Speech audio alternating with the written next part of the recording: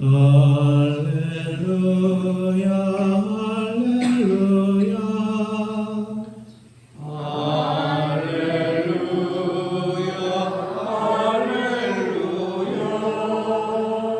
너희는 가서 이 세상 모든 사람들을 내 제자로 삼아 그들에게 세례를 베풀라.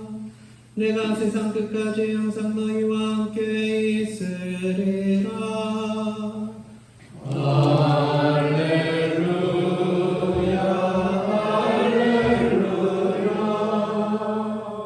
주님께서 여러분과 함께 성도가 전한 거룩한 복음입니다. 주님께 영광을 돌립니다.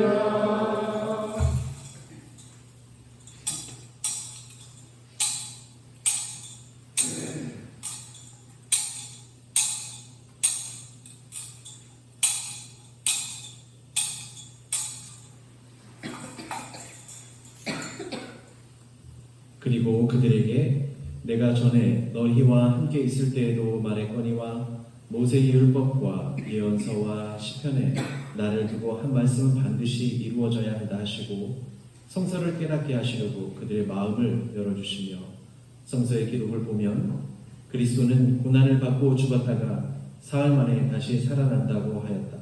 그리고 그리스도의 이름으로 회개하면 죄를 용서받는다는 기쁜 소식이 예루살렘에서 비롯하여 모든 민족에게 전파된다고 하였다. 너희는 이 모든 일의 증인이다.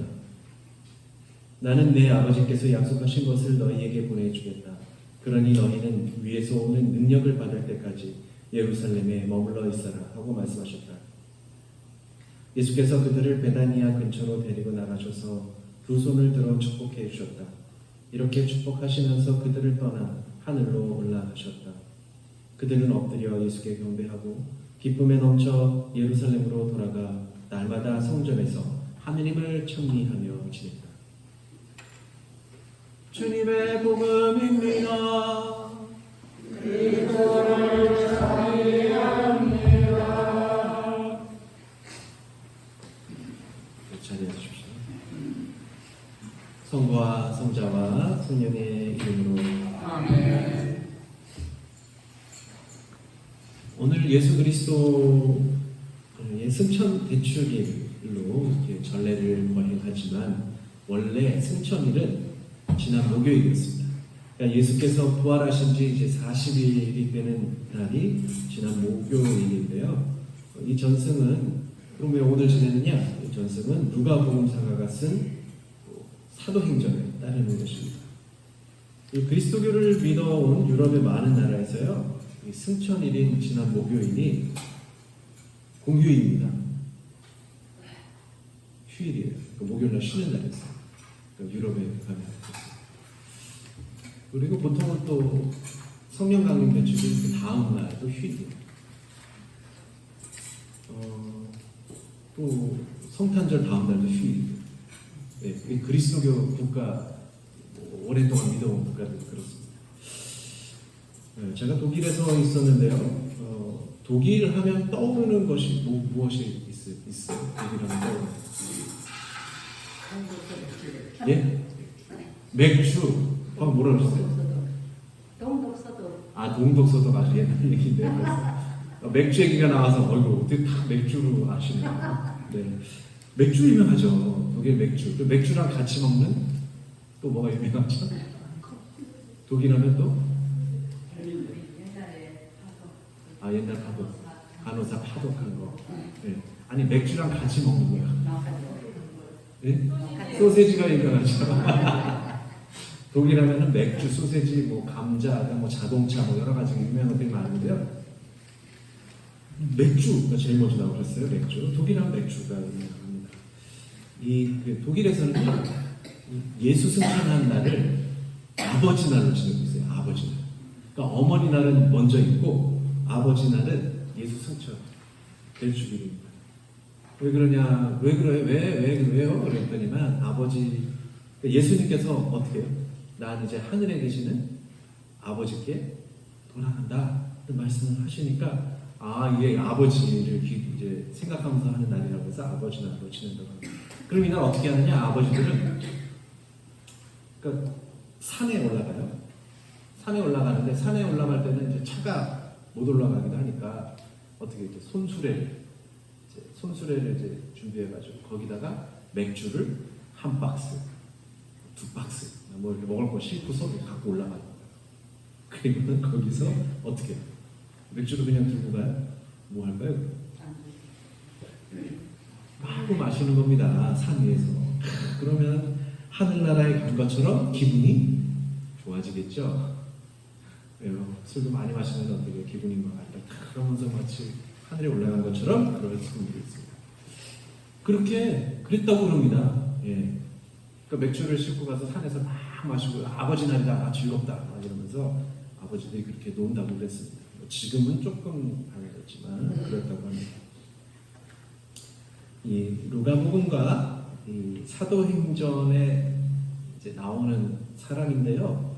루가라는 사람이 이 복음서하고 사도행전을 써서 누구에게 드린다고 나올까요? 누구에게? 테오필로가 누구죠? 저입니다. 저. 그 테오필로가 물론 이 테오필로가 전이야 세례명이 같은 사람은 아닌데요. 어쨌든 이제 제 세례명이 나오는 누가복음하고 사도행전 첫머리가 이렇게 되어 있습니다. 뜻은 뭐냐면요, 하느님의 사랑이라는 뜻이에요. 멋지죠? 좀 멋진 세례명을 좀 받았습니다. 여하간 예수님의 승천일을 기억하고 우리가 대축일로 지내면서 우리는 이 승천이 어떤 의미가 있는지 우리 생각해 볼까 합니다. 자, 예수 승천에 대한 보고는요, 마르코복음하고 루가복음 그리고 사도행전에만 나옵니다.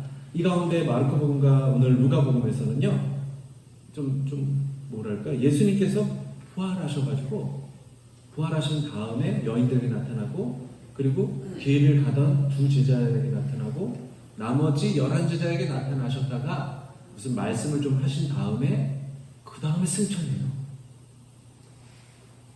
그러니까 예수님께서 부활하신 바로 그날 새벽에 부활하셔서 제자들에 나타나시고 여인들에 나타나셨다가 그리고 그날 저녁 늦게나 밤에나 되어야 승천하는 걸로 나옵니다. 마르코복음하고 누가복음 그렇습니다. 그래서 이게 뭐지? 사람들이 이제 되게 의아해하죠. 의아해합니다. 왜 이런 일이 일어날까요? 그런데 보면은 뭐 요한복음이라든지 이런 데 보면은 누가복음도 마찬가지시겠지만 요한 같은 데 보면은 예수님께서 처음에 나타났다가 토마가 의심하니까 그 한 일주일 뒤에 또 나타났다가 또 보면은 제자들이 또 예수님 또 잘 안 나타나시니까 나는 갈릴레아 가니까 그때 또 일주일 뒤에 또 나타나셨다가 그럼 그렇게 오나 이게 무슨 일일까? 이런 전승들이 계속 이제 들리는 것이죠. 그러니까 루가 같은 경우는 이제 루가 복음사가 같은 경우는 이제 마르코 복음사가도 마르코의 복음도 좀 보고 또 다른 자료들을 모아서 이렇게 조사하고 복음을 이제 썼다고 이제 누가복음 첫 번째 장이 그렇게 나오는데요. 보니까 이 승천 이야기가 맞지 않는 거예요. 예수님께서 승천하셨는 것 같은데 승천하셨나 그날 승천하셨냐? 보니까 요한복음 같은 경우는 보니까는 뭐 여러 번 나타나셨다고 하고 이러니 이 사도행전을 다시 써야 되는 사도행전을 쓰기 시작을 했을 때 이런 여러 가지 자료들을 누가복음사가 모아보니 조금 자세하게 쓸 필요가 있었던 것 같아요. 이야기들이 많았겠죠. 아니 이게 무슨 일이야? 왜 하루 만에 승천하셨다는 얘기도 나오고 뭐 이러냐? 그러니까는 어떤 사람들이 의심한다고들 하고 그랬던 것 같습니다. 그래서 이제 누가복음은 복음을 쓰면서 마지막을 예수님께서 지상에서 마지막을 승천하신 걸로 기록했지만 이제 제자들의 이야기인 사도행전을 쓰면서 예수님의 일이 거기서 끝난 게 아니라 계속 이어진다라는 것을 강조하기 위해서 승천하실 때의 모습부터 사도행전은 다시 시작을 한 것입니다. 그래서 이 승천에 관한 이야기를 자세히 소술합니다.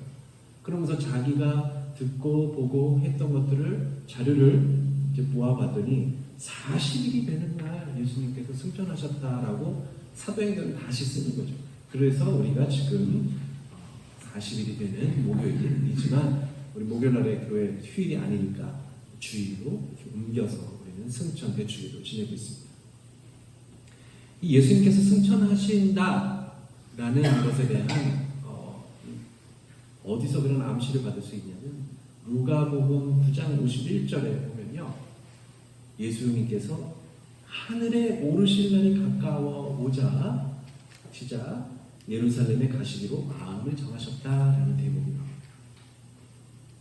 누가복음이 24장이나 되는데 그 중에 9장 51절부터 그때 나옵니다. 이때까지는요, 그 전까지는 예수님께서 갈릴레아 지방, 갈릴레아 호수 근처 여기만 이렇게 복음을 전하시고 가르치시고 기적도 행하시고 그러시다가 이제 때가 되었다. 아버지 하늘에 오르실 날이 가까이 왔다 라는 생각으로 예루살렘으로 이제 방향을 옮기셔서 예루살렘을 이제 향해서 가시는 그게 첫 대목이 바로 누가복음 9장 51절입니다. 여기서 하늘에 오르신다는 말이 세 가지 의미가 이제 엿보이는데요. 보통 우리가 우리 아까도 우리 어르신들하고 같이 이제 차 타고 오면서 하시는 말씀, 아이고 이게 뭐 이제 하늘에 갈 날이 가까웠다 뭐 이런 이제 농담들을 하시더라고요. 그 얘기 무슨 얘기예요? 죽음이 가까웠다, 죽음이 가까웠다 뭐 이런 말씀을 이렇게 농담 삼아서 이제 하시는 것을 들었는데요. 하늘로 간다는 얘기는 뭐예요? 진짜 죽는다는 이야기죠. 죽어야 되는, 죽는다는 이야기고요. 그러면 예수님께서 두 번 그 의미는 뭐냐? 하늘에 가까이 올라가신, 오늘 오르실 날에 가까우시다. 두 번째 의미는 골고타에서 예수님께서 돌아가시는데 그냥 거기서 사형을 당하시나요? 아니죠. 어디서 돌아가시나요? 십자가. 십자가를 어떻게 그냥 땅 바닥에 놓고 했나요? 아니죠. 세우죠. 하늘로 세우죠. 그러니까는 땅에서 계시던 예수님이 십자가에서 하늘로 이렇게 올려주시는 거예요. 그게 두 번째 의미가 되겠습니다. 세 번째 의미는 뭐냐? 이제는 부활하셔서 영원한 생명을 누리시는 상태가 되셨다. 하느님, 우리가 영원한 생명을 얻는다는 것은 무엇입니까? 하느님의 품 안에서 영원한 생명을 누린다는 것이죠. 그러니까 아버지이신 하느님께로 간다라는 말씀이 이제 등장하는 것이죠. 세 가지의 의미가 있다. 마찬가지로요, 요한복음 14장에서 17장 사이에는요, 예수님께서 이제 제자들에게 마지막 말씀을 나누시는데 계속해서 나는 이제 아버지께로 돌아간다. 내가 아버지께로 돌아가는 것이 너희들은 더 이익이다. 뭐 이런 말씀을 계속해요. 그러니까 제자들이 아버지께로 돌아간다고 그러니까는 진짜 돌아가시나? 이런 생각 때문에 막 슬퍼하는 장면들이 나옵니다. 요한복음 14장에서 17절까지 계속 그렇습니다. 그래서 여기서 아버지께 돌아간다는 말씀은 죽게 된다는 것만이 아니라 부활하신다는 것과 일맥상통하는 것이죠. 여기에서 그러면은 누가 주체이냐? 행위의 주체가 누구냐? 예수님이냐? 아니라 하느님이다. 하느님께서 예수님을 십자가 위로 끌어올리셨고 또 죽으셨을 때 어떻게 해요? 하느님께서 예수를 다시 살려내신 것이고 또 예수님께서 올라가셨는데 자기 힘으로 올라가신다기보다는 성서에서는 하느님께서 예수를 하늘로 맞아들이셨다, 하늘로 불러 올리셨다, 이런 의미입니다. 그래서 하느님이라는 말이 드러나지 않지만 예수님께서 바로 하늘로 올라가셨다는 것은 이게 하느님께서 하늘로 맞아들여주고 불러주시고 들어 올리셨다라는 뜻입니다. 그러니까는 하느님과 예수님은 우리는 다 예수님이 스스로 하셨다고 생각하지만 하느님께서 예수님을 그렇게 해주셨다라고 성서는 이렇게 직접 말하지 않고 간접적으로 말하는 것입니다. 그 다음에 또 의문점이 있죠. 왜 예수님은 아버지께로 돌아갈 장소를 예루살렘으로 정하셨을까요? 구약의 많은 경우도 그렇고요. 예언자라면 의당 예루살렘에서 고난을 받고 죽음을 불사해야 하는 장소로 알려졌습니다. 그래서 누가복음은요, 특히 예루살렘을 이렇게 강조하고 있습니다. 이곳이 구원이 성취되는 거룩한 장소다라고 말합니다. 제자들이 먼저 이 예루살렘에서 결정적인 예수님의 구원 사건과 부활 사건을 체험하고 변화되어야 했던 것입니다. 그리고 제자들은 예루살렘에서 시작해서 결국 마지막 장소이고 그 당시에 세상의 중심이었던 로마에까지 가서 예언자의 사명을 완수해야 했습니다. 그러니까 예수님께서 예루살렘에서 죽으시고 부활하셨듯이 사도들은 이제 모든 권력과 정치와 문화, 군사의 중심지였던 로마에서 예수님의 뒤를 따르는 삶을 살아야 된다는 것이죠. 그래서 사도행전은요, 사도 바울로가 예수님의 가르침을 전할 때 어디서 전하냐? 로마에까지 끌려가서 전한다라는 것으로 사도행전은 마무리되죠. 예수님의 공생활이 예루살렘에서 마무리되지만 사도들은 예루살렘에서 시작해서 이제 로마로 가서 결국 하늘로 받아들여지게 되는, 말하자면 순교할 것임을 알려주는 거죠. 그래서 그들은 순교하지만 하늘나라에 받아들여지고 부활하게 된다라는 것을 사도행전, 누가복음의 마지막과 사도행전 첫 번째에서 이렇게 승천 사건과 연결을 짓는 것이죠. 이 사도행전에서요 보면은, 근데 이 말씀을 오늘 보니까 사도들이 보는 앞에서 구름에 쌓여 그 모습이 보이지 않게 그들은 하늘을 쳐다보고 너희가 보는 앞에서 하늘로 올라가시던 그 모양으로, 여기서 보면은 보다라는 말들이 계속 나옵니다. 보다. 근데 이 말은요, 이제 오늘 승천 사건을 통해서 예수님을 이제 육안으로는 볼 수가 없다. 이제 더 이상 예수님을 눈으로 우리가 볼 수 없다라는 것을 말해줍니다. 그러니까 예수님과 함께 살던 그 당시에 사도들과 제자들은 어때요? 예수님께서 무슨 행동을 하셨는지, 예수님께서 무슨 말씀을 하셨는지 직접 보고 들었던 사람들인데 이제 승천하셨으니 예수님의 모습을 이제 더 이상 볼 수 없는 것이죠. 예수님과 함께 살던 제자들은 그분을 보고, 직접 보고 말씀을 직접 들었지만 이제는 보는 시대가 아니라 들어야 하는 시대가 되었음을 적나라하게 그러죠. 예수님께서 말씀하시듯이 이제 위에서 오는 능력을 받으라고 하며, 이 능력은 눈에 보이지 않는 하느님 성령을 뜻하는 것입니다. 그래서 이 성령은 예수님의 말씀을 다시 다 알려주시고 깨닫게 해주신다는 것이죠. 지금 우리는 그래서 보는 시대가 아니라 그분의 말씀을 정말로 귀담아 들어야 하는 시대를 살아간다.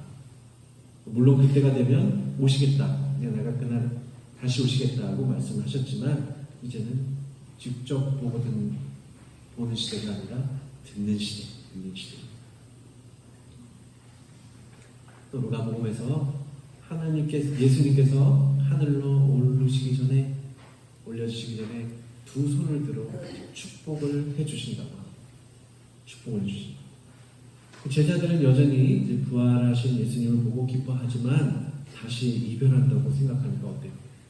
아니, 돌아가셔서 다시 만나는데 보자마자 생이별이고, 그러니까 두려워. 제자들 이제 두렵죠. 아니, 이제 드디어 예수님께서 부활하셔서 우리가 이제 기준 피고 다시 좀 살려고 했더니만 또 가신다니. 남아있는 제자들은 두려워하기 시작합니다. 근데 예수님께서는 제자들을 더 이상 아이로 남겨두시지 않으시기 위해서 떠나셔야만 했습니다. 창세기에서 보면 아브라함, 이삭, 야곱, 요셉이 그러하듯이요, 세상을 떠나면서 자녀들에게 축복을 해주죠. 마찬가지로 예수님의 축복은 아브라함에게 후손들이 이제 어떻게 해요? 하나님께서 아브라함하고 너의 자손은 바다의 모래알과처럼 불어날 것이고 많은 땅을 차지하게 될 것이다 하는 것처럼 하는 예수님의 축복이 하신 것이 하늘의 축복을 연상하게 합니다. 그 예수님의 축복을 받은 우리 제자들은요, 이제 온 세상에 나가서 그리스도를 전하면서 온 땅이 이제 하느님의 영역이다라고 알리고요, 그리스도인들이 세상에 가득하게 된다는 약속을 보게 되는 것입니다. 예수님의 축복은 그래서 결국 하느님께서 내리신 축복이면서 우리 제자들은 그 축복을 받아서 이 세상을 이제 그리스도의 땅이다라고 알고 그리스도께서 주인으로 알고 살아갑니다.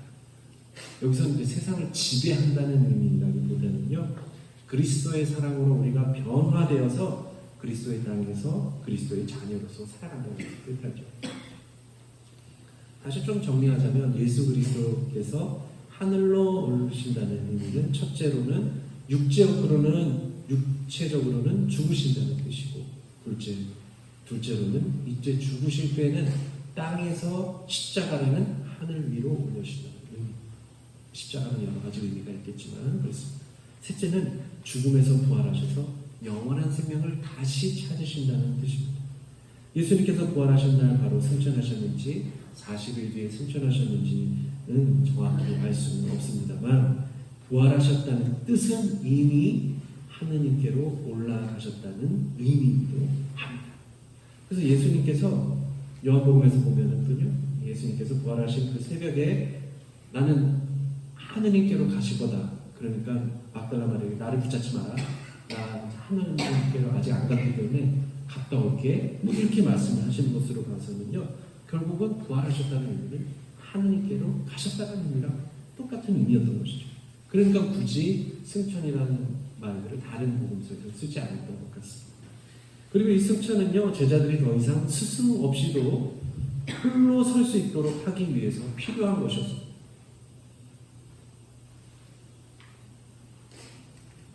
복음서에서 보면 예수님은 제자를 뽑으시고 나서 그리고 전도 여행할 때 축복하신 경우를 제외하고요, 이제 지상에서 완전히 이별하실 때 축복하십니다.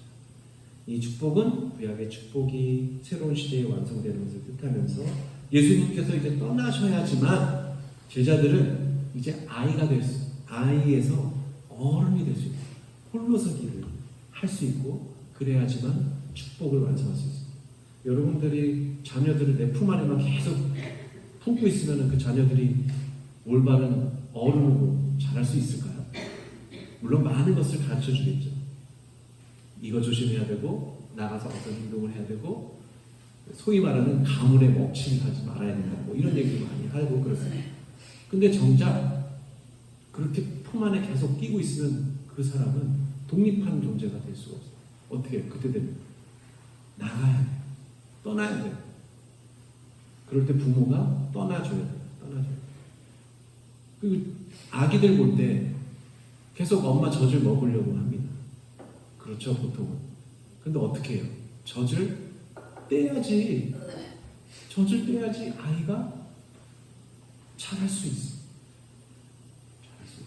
뭐 저보다도 경험이 더 많아요. 저는 경험이 없어서 젖을 물려본 적이 없어서 경험은 어머니들이 더 잘 아시겠죠.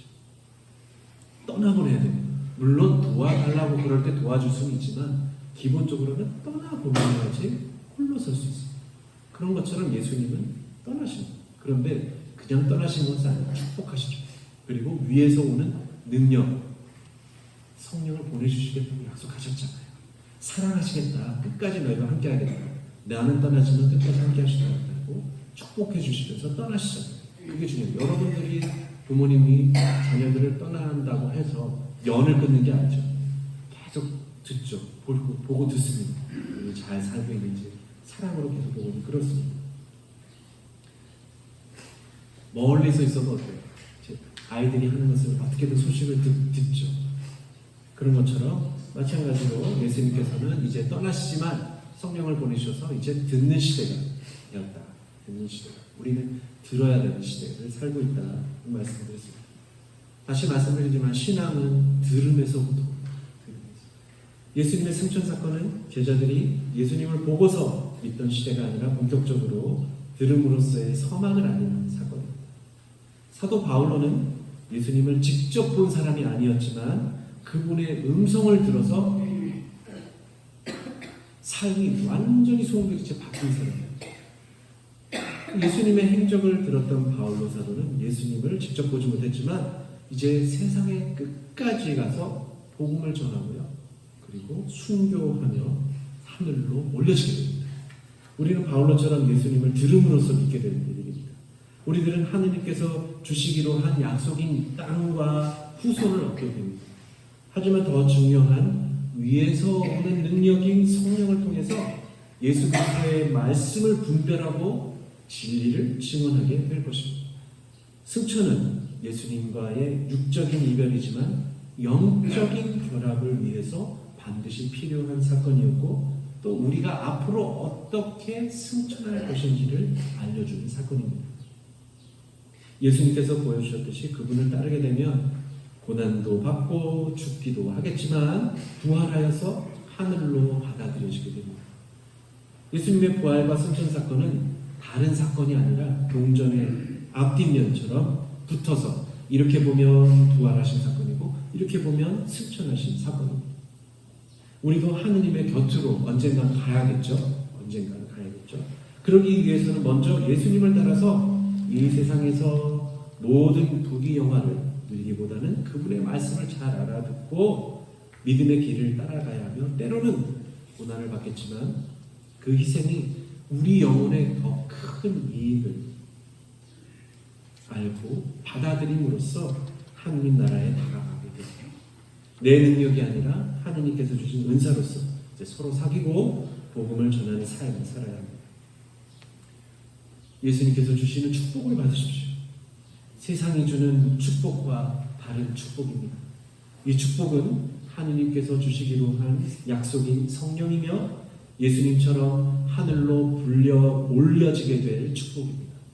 이 축복은 세상에서는 고약하고 고달프고 고통을 수반하기도 하겠지만 결국 하느님의 품 안으로 들어가게 되는 축복입니다.